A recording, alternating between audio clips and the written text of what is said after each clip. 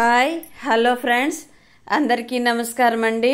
ముందుగా నా ఛానల్ మీకు నచ్చినట్లయితే తప్పకుండా సబ్స్క్రైబ్ చేసి లైక్ చేసి షేర్ చేస్తారని ఆశిస్తున్నానండి. ఇవాళ నేను గోంగూర పప్పు చేస్తున్నానండి. ఇలా చేసినట్లయితే ఒక ముద్ద ఎక్కువే తింటారండి. చాలా చాలా టేస్ట్గా ఉంటుంది గోంగూర పప్పు. ఆకుకూర పప్పు చేసినట్లే గోంగూర పప్పు కూడా చేస్తానండి. కాకపోతే కొందరు కందిపప్పు వేయించి కలుపుతారు ఆకుకూరలో. కానీ ఇలాగే పచ్చిగానే కడిగి పెట్టి ఒక గంట అరగంట నానబెట్టేసి పప్పు చేసినట్లయితే చాలా టేస్ట్గా ఉంటుందండి. గోంగూరకి అది కొద్దిగా వాడినట్లుందండి గోంగూర, అందుకనేసి ఇంక పప్పులో వేసేద్దామని చేస్తున్నాను. కూరగాయలు అయితే ఉన్నాయి కానీ చేసే ఓపిక ఉండట్లేదండి. బీట్రూట్, క్యారెట్ ఇలాంటివి చాలా ఉన్నాయి. ఈజీగా అయిపోతుందని క్యాప్సికమ్ ఫ్రై, గోంగూర పప్పు చేస్తున్నానండి.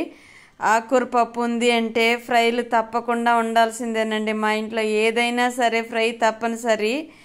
ఇంకా రసం లేకపోయినా ఒక్కొక్కసారి పెరిగేసుకొని తింటారు, కానీ పప్పు సాంబార్ ఏ కూరకైనా సరే ఫ్రై తప్పనిసరి ఉండాల్సిందే. కాకపోతే ఎప్పుడైనా ఒకసారి మిక్చరు అలాంటివి పెట్టుకొని తింటారు, కానీ ఈ ఆకుకూర పప్పులు చేసినప్పుడు మాత్రము తప్పనిసరిగా ఏదో ఒక ఫ్రై ఉండాల్సిందేనండి, ఉంటేనే తింటారు. అదిగోండి పప్పు పచ్చిమిర్చి వేసాను. గోంగూర చూడండి కొంచెం వాడినట్టుంది కదా, అది ఫ్రిడ్జ్లో ఉండిపోయిందండి. 2 వారాలు, ఇంచుమించు 2 వారాలు అవుతోంది, అయినా ఫ్రెష్గా ఉంది. కొంచెం వాడినట్టుందండి, అందుకని పప్పులో వేసేస్తున్నాను. అదైతే టేస్ట్గా ఉంటుంది కదా అని. ఇదిగోండి 2-3 సార్లు కడుక్కోవాలి ఆకుకూరని, అంటే గోంగూరని. దాని తర్వాత అన్నీ కలిపి దాంట్లో పెట్టేసి కుక్కర్లో ఒక 2-3 వెయిట్లు రానిచ్చి పప్పు మెదిపి వేసేయడం. చింతపండు వేయనండి, టమోటా వేసాను. ఒకటి పుల్లగా ఉందండి గోంగూర, ఎర్ర గోంగూర ఇది. ఇంక చింతపండు వేసామంటే ఇంకా పులుపు అయిపోతుందని చింతపండు వేయలేదండి నేను. అయితే మీరేం చేస్తున్నారు లంచ్లోకి? నేనైతే గోంగూర పప్పు క్యాప్సికమ్ ఫ్రై చేస్తున్నానండి. మరి మీరేం చేస్తున్నారో కామెంట్లో తప్పకుండా తెలియచేయండి. పిల్లలైతే వాళ్ళ అమ్మమ్మ వాళ్ళ ఇంటికి వెళ్ళారండి. ఊరు నుండి వచ్చారు మా పిల్లలు అని చెప్పాను కదా ఒక వీడియోలో. వాళ్ళ అమ్మమ్మ వాళ్ళ ఇంటికి వెళ్ళారండి. ఇంకా మేమే కదా అనేసి ఆకుకూర పప్పు చేస్తున్నాను. ఇంకా వాళ్ళు వచ్చే లోపల ఈ కూరగాయలన్నీ అయిపోగొట్టేస్తే ఫ్రెష్గా తెచ్చుకోవచ్చు అని నేను ఈ క్యాప్సికమ్ ఉంటే ఫ్రై చేస్తున్నానండి. బీట్రూట్ అయితే 1 కేజీ దాకా ఉంది. అది నాకు సరిగా డైజెషన్ అవ్వదండి. ఎందుకో క్యారెట్ డైజెషన్ అయినట్లు బీట్రూట్ డైజెషన్ అవ్వదు. ఇంకా అందులో గోంగూర పప్పుతో తింటే ఇంకా అసలే డైజెషన్ అవ్వదేమో, పులుపు కదా గోంగూర. ఇంక దాంతోపాటు ఇది తిన్నామంటే డైజెషన్ అవ్వదని క్యాప్సికమ్ చేశానండి ఇవాళ. అయితే కూరగాయలు కాంబినేషన్లో చూసుకొని చేసుకున్నాం అనుకోండి, ఆ టేస్ట్ బాగా సెట్ అవుతుందండి కొన్నిటికి. ఆకుకూర పప్పుకి ఏ ఫ్రై అయినా సెట్ అయిపోతుంది కదా.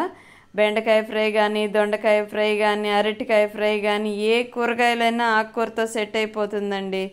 గోంగూర అయితే కొంచెం పులుపు ఉంటుంది. టమోటాలు కూడా ఎక్కువ వేసుకోకూడదండి. ఒక పెద్ద టమోటా కొంచెం ఎండకి కొంచెం డ్యామేజ్ అయినట్టుంటే అది కట్ చేసి అటు పడేసి పప్పు చేస్తున్నానండి. మరి మీరేం చేస్తున్నారు నాకు కామెంట్లో తప్పకుండా తెలియచేస్తారని ఆశిస్తున్నాను. చూసిన వాళ్ళు తప్పకుండా లైక్ చేయండి, షేర్ చేయండి, సబ్స్క్రైబ్ చేస్తారని కూడా ఆశిస్తున్నానండి. వ్లాగ్స్ అయితే ఈ మధ్య చాలా వరకు పెట్టడం తగ్గించాను. హెల్త్ బాగోలేక ఇంట్లో పెయింట్లు వేస్తూ కొంచెం ఫుల్ పని ఎక్కువైందండి. చేయడంతో, పనులు చేసుకోవడంతో వీడియోలు తీయాలంటే అందరూ ఉంటున్నారు పనోళ్ళు. వాళ్ళందరూ తీస్తే ఏమనుకుంటారని వాళ్ళని తీయలేదండి. లేదంటే వీడియోలు మనకు చాలా వచ్చుండేవి.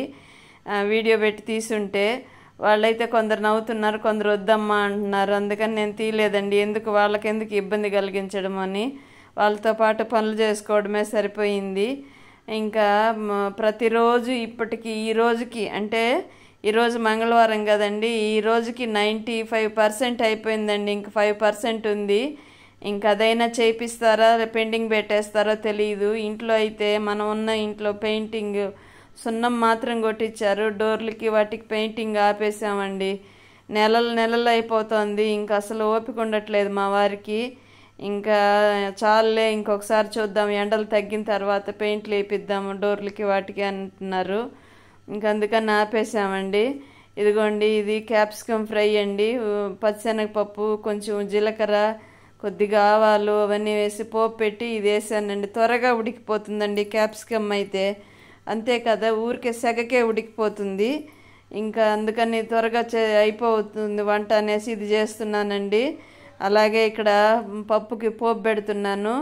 జీలకర్ర, కొద్దిగా ఆవాలు, కొద్దిగా ఇంగు వేసానండి. ఆకుకూర పప్పుకైతే కరివేపాకు వేయను నేను, ఎందుకంటే ఆల్రెడీ ఆకుకూర కదా అది, ఇంక దాంట్లో కరివేపాకు ఎందుకు అనేవాళ్ళు మా అమ్మని ఫాలో అయిపోతుంటానండి నేను ఎప్పుడు. ఆమె లేరు, శరీరం వదిలేశారు, అయినా ఆమె నేర్పించిన వంటలు మాత్రం నాకు గుర్తుండిపోతుంటాయి. అవన్నీ కూడా చేసి పెట్టేవాళ్ళు మాకు ఆడపిల్లలకి అందరికీ కూడా బాగా అలవాటండి.